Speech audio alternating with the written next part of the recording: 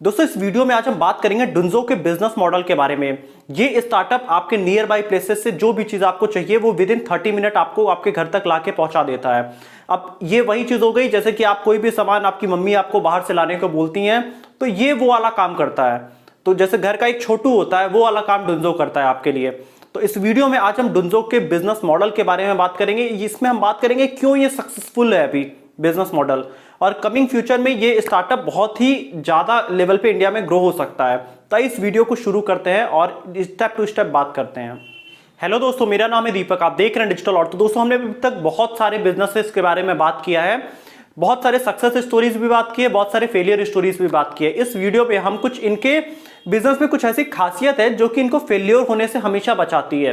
तो इस वीडियो को अगर आप पूरा देखेंगे तो आपको ये पता चलेगा कि ये क्या गलतियां नहीं कर रहे हैं जिसकी वजह से ये सक्सेसफुल हो रहे हैं।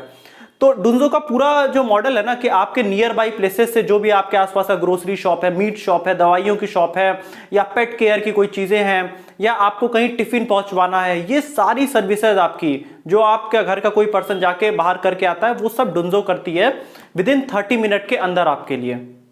दोस्तों ये स्टोरी है कबीर विश्वास की, जिन्होंने पूरा डुंजो का मॉडल तैयार किया, जिनके मन में ये आइडिया आया। तो आइए हम शुरू से इनके बारे में पहले समझने की कोशिश करते हैं। कबीर विश्वास ने इंजीनियरिंग की पढ़ाई की थी मुंबई यूनिवर्सिटी से, और उसके बाद उन्होंने नए नरसी मुंशी कॉलेज से अपनी मैनेजमेंट की पढ़ाई की, और उसके बाद 2007 में इन्होंने एयरटेल ज्वाइन किया एज ए सेल्स मैनेजर। अब इसके बाद ये गुड़गांव में रहते हैं, और इनका हमेशा का क्या काम होता था कि जो इनका वीकेंड होता था सैटरडे संडे, उसमें जितना वीक की सारी चीजें होती थी, जो भी चीजें बाहर से लाना होता था वो सब कबीर लेके आते थे। लेकिन उनको ये समझ में आता था कि मेरा 1-1.5 दिन तो इसी सब काम में निकल जाता है, जो मेरा वीकेंड होता है उसको मैं एंजॉय नहीं कर पाता हूँ। मतलब मेरी जितने जरूरत की चीजें हैं वही सब मेरा ले आने में 1-1.5 दिन लग जाता है। तो यही सारा कुछ चल रहा था। तो अचानक से कबीर को आइडिया आता है कि कुछ ऐसा हो कि जैसे कि हम ओला ऑनलाइन ऑर्डर बुक करते हैं तो हमारे पास कार आ जाती है, इस तरह से सब कुछ वन टैप पे हो जाता है फोन पे। तो क्यों नहीं ये सारी चीजें भी हम एक बार बटन क्लिक करके हम मंगा सकें।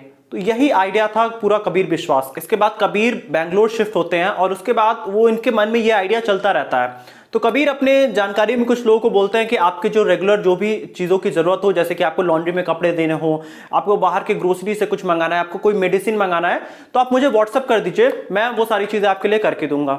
अब 2-4 लोगों को कबीर ने बोला था, धीरे धीरे ये चीज़ें बहुत ज़्यादा लोगों में पहुंच गई, और इनको 3 महीने में इनके 10,000 कस्टमर इनके व्हाट्सएप पे बन गए। और कबीर का रोज का काम होता था कि सुबह से लेके रात तक 12-14 घंटे कबीर लोगों के लिए चीजें उनके लिए बाहर से लेके आते थे और उनको डिलीवर करते थे। यही पूरा कबीर का काम रहता था। मतलब आप जहां रहते हैं आपके नियर बाई जितनी भी आपको चीजों की जरूरत होती है वो काम है इनका, कबीर लाके लोगों तक पहुंचाया करते थे। तो कुछ ऐसा 3 महीने तक चलता रहा। इसके बाद कबीर को लगा कि अब ये इसको बिजनेस की एक शक्ल जरूर देनी चाहिए। दोस्तों इसके बाद टीम बिल्डिंग का काम था। तो कबीर जानते थे ये चीज कि बिना एक अच्छी टीम के हम इस चीजों को स्केल नहीं कर पाएंगे। तो कबीर ने पे कुछ ऐसे दोस्तों को चुना जो कि इनके जैसा ही काम कर रहे थे, या जो इनके बहुत क्लोज थे, जिनको इनका विजन समझ में आ रहा था। और उनमें से ये अपने कुछ दोस्तों को इन्होंने चुना। डुंजो का आइडिएशन करते समय इन्होंने अपने साथ अंकुर अग्रवाल, दलवीर सुनी और मुकुंद झा को इन्होंने रखा। और इस बिजनेस का नाम डुंजो ऐसे पड़ा कि कोई भी काम जब हम पूरा कर लेते हैं तो वो डन हो जाता है, कोई भी टास्क, तो डन से डुंजो बन गया। तो कुछ ऐसा ही नाम ये चीज रख दिया गया। उसके बाद कबीर ने सोचा कि अब हमें टीम बढ़ानी चाहिए। तो इन्होंने जो भी पास के एनजीओ थे जहाँ पे बच्चे जाके कॉलेज स्टूडेंट वर्क वगैरह किया करते, तो उनसे इन्होंने बात किया कि तुम पार्ट टाइम काम करोगे। तो बहुत से स्टूडेंट रेडी हुए। तो अब ये पार्ट टाइम स्टूडेंट्स इनके साथ काम करना शुरू कर दिए, इनके ऑर्डर डिलीवर करने लगे। तो अब यहां से डुंजो एक बड़ा ब्रांड बनने लगा था। स्टार्टिंग इन्होंने 2014 से करी थी। और दोस्तों इनका आइडिया बहुत अच्छा था, तो इनको पहले राउंड ऑफ फंडिंग भी मिल गई। $1.18 मिलियन की इनको पहली राउंड ऑफ फंडिंग मिली।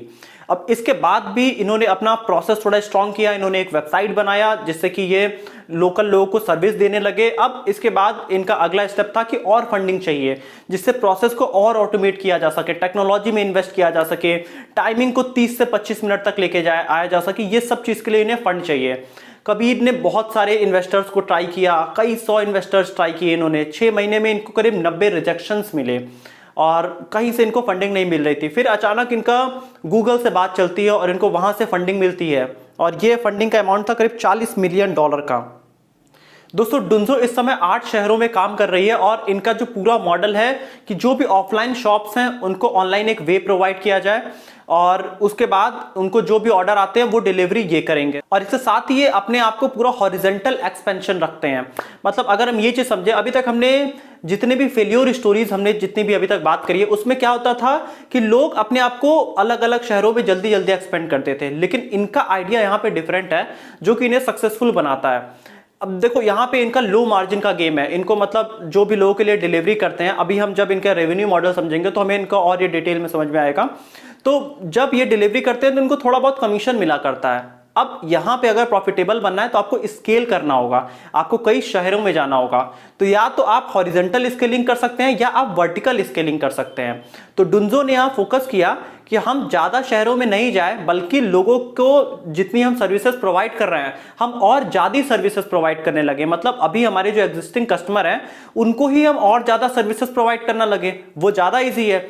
अगर हम मान लो अगर ये अभी बेंगलोर में काम कर रहे हैं, इसके बाद ये मुंबई में एक्सपेंड करते हैं, तो उतने ज्यादा वहां पे डिलीवरी पर्सन वगैरह तो चाहिए होंगे इनको, जो कि इनका एक्सपेंशन में काफी टाइम लग जाएगा, काफी पैसे लग जाएंगे। लेकिन अगर बैंगलोर में ही ये मान लो ये 10 तरह की सर्विसेज दे रहे हैं, अगर ये बढ़ा के 20 सर्विसेज देने लगे तो वो इनके लिए ईजी होगा। तो डुंजो इसमें काम करता है। इसीलिए डुंजो अभी पिछले 5, 6, 7 सालों में भी अभी डुंजो सिर्फ 8 शहरों में है। इनका ये बहुत जल्दी एक्सपेंड नहीं करना चाहते हैं, बट ये चाहते हैं कि हम मासेस को पूरा कनेक्ट करें, लोगों की हर एक जरूरतें हम पूरा करें जिससे हमें ज्यादा पैसे मिले। ये भी एक तरीका हो सकता है। और इस पे स्टार्टअप फोकस नहीं करते हैं। स्टार्टअप्स को हॉरिजॉन्टल फोकसिंग ज्यादा अच्छा लगता है, वर्टिकल नहीं अच्छा लगता है। दोस्तों अगर हम इनके रेवेन्यू मॉडल की बात करें तो इनके 3 सोर्सेज ऑफ रेवेन्यू है। सबसे पहले जो भी कस्टमर इनको कोई सामान लाने का ऑर्डर करता है तो ये उस कस्टमर से कुछ कमीशन लेते हैं डिलीवरी करने का। ये इनका पहला मॉडल हो गया। सेकंड, ये जिस शॉप से ऑर्डर जाके लोगों का लेके आते हैं, ये उस शॉप वाले से एक 20% के आसपास का कमीशन लेते हैं। अब ये 2 सोर्सेज हो गया। तीसरा सोर्स हो गया, ये अपने वेबसाइट पे कुछ शॉप्स का डिजिटल एड वगैरह दिखाया करते हैं कि आप यहां से ये चीज ऑर्डर कर लीजिए। तो अब ये तीसरा एक और सोर्स है एड और प्रमोशंस का। अब ये 3 तरीके से डुंजो पूरी अर्निंग करती है। अब इनके एक्सपेंसेस अगर देखेंगे तो जितना डिलीवरी सिस्टम इन्होंने बनाया वहां एक्सपेंस होता है, इनका पूरा सपोर्ट सिस्टम का एक्सपेंस होता है, इनकी टेक्नोलॉजी का एक्सपेंस होता है, और यही 4-5 कुछ ऐसे एक्सपेंसेस है जो पूरी डुंजो किया करती है। दोस्तों अगर हम डुंजो के रेवेन्यू की बात करें तो फाइनेंशियल ईयर 19 में इनका जो रेवेन्यू था वो 3.5 करोड़ के आसपास था। वहीं फाइनेंशियल ईयर 20 में 27.5 करोड़ हो गया। ये दोस्तों हर ईयर बाय ईयर ये करीब 40% के आसपास ये ग्रो कर रहे हैं। और अगर हम यही बात करें कि इनको अराउंड 2 मिलियन ऑर्डर आया करते हैं हर महीने, और इसके बाद ये हर महीने 10 से 15% ये मंथली ग्रो कर रहे हैं। ये डेटा थोड़ा वेरी कर सकता है बट ये अप्रॉक्सीमेट डेटा इनका है। तो इनका ग्रोथ बहुत तेज हो रहा है और बात यह है कि इस समय की नीड है। सबसे जो इंपॉर्टेंट मुझे इनकी बिजनेस में बात पसंद आई कि ये बहुत सारे शहरों को नहीं जोड़ना शुरू कर दिया। ये जिस शहर में है उसमें ही और डीप जाना चाहते हैं। मतलब जितना ज्यादा हम लोगों की, एक फैमिली की जितनी ज्यादा हम नीड कवर कर दें, ना कि हम 100 फैमिलीज जोड़ लें, बट अगर हम एक फैमिली है हमारे पास उसी की हम पूरी नीड कवर कर दें, तो ये उस पर पूरा फोकस करते हैं। दोस्तों डुंजो इस समय अपने वेबसाइट पे आर्टिफिशियल इंटेलिजेंस वगैरह यूज कर रही है ताकि कस्टमर को ये और बेटर कस्टमर को सेटिस्फाई कर सके, कस्टमर की नीड को समझा जा सके। तो इस तरह की टेक्नोलॉजीज में हमें इन्वेस्ट करना चाहिए जो कि डुंजो कर रही है। डुंजो आने वाले 2023 तक करीब 20 शहरों में भी एक्सपेंड करना चाहती है। तो अभी इनको 6-7 साल हो गए, मार्केट में अब इनकी पकड़ है, तो अब एक्सपेंशन जरूर करना चाहिए। हमने जितने फेल्योर्स की स्टोरी में बात किया वो 2-3 साल में एक्सपेंशन कर रहा है। आप ये देखेंगे कि इस स्टार्टअप क्यों सफल है, क्योंकि 7 साल के अंदर ये सिर्फ 6-8 ही शहरों में है। तो ये है, इन्होंने अपनी पूरी पकड़ मजबूत करी है यहाँ पे।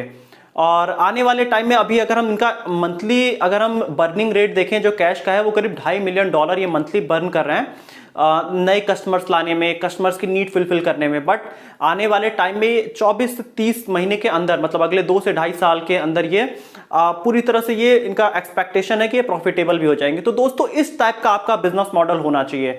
मतलब ओवरऑल अगर मैं एक लाइन में बात करूं कि ये किस नीड को फुलफिल कर रहे हैं, जो कि लोगों की रोज की नीड होती है कि आपको बाहर जाना है, कोई एक दो सामान मंगवाना है बाहर किसी से, अगर आपके पास कोई नहीं है। आज के डेट में लोग आलसी हो गए हैं, तो लोग चाहते हैं कि कोई हमारे लिए ये भी काम कर दे। तो वही नीड डुंजो फुलफिल कर रही है और ये लोगों की एग्जैक्ट नीड को समझ पाई है, तो ये मार्केट में एक्सपेंड करती जा रही है। आप आने वाले टाइम में इनको और ज्यादा ग्रो करते देखेंगे। क्योंकि दोस्तों एक बहुत ही अलग चीज ये स्टार्टअप कर रहा है। ये स्टार्टअप क्यों नहीं फेल हो सकता है?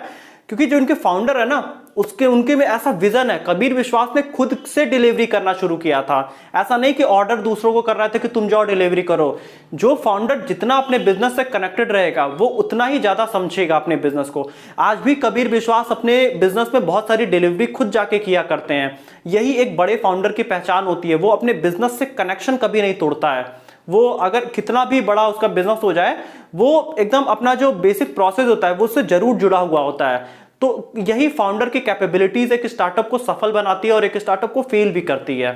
तो यही था दोस्तों आज का वीडियो। मुझे लगा इनका मॉडल बहुत ही अच्छा है और इनका जो प्रोसेस है ये भी बहुत अच्छा है। तो मैंने जितना कोशिश हो सका उतना मैं आपको बताने की कोशिश किया हूं। यहाँ दोस्तों अगर आपने हमारी फेल्योर स्टोरीज देखी होगी तो आपको ये समझ में आ रहा होगा कि क्या चीज ये सही कर रहे हैं जिसकी वजह से ये फेल नहीं हो रहे हैं। तो एक थोड़ा रिलेशन मुझे खुद समझ में आ रहा है कि फेल्योर और सक्सेस में क्या हो सकता है। तो ये आपको तक भी मेरी पहुंचाने की एक कोशिश है।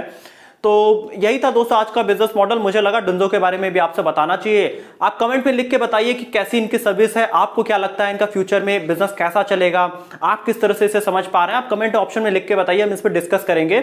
वीडियो अच्छी लगी तो वीडियो को लाइक कर दीजिएगा, चैनल को सब्सक्राइब कर दीजिएगा और बेल आइकन भी प्रेस कर दीजिएगा।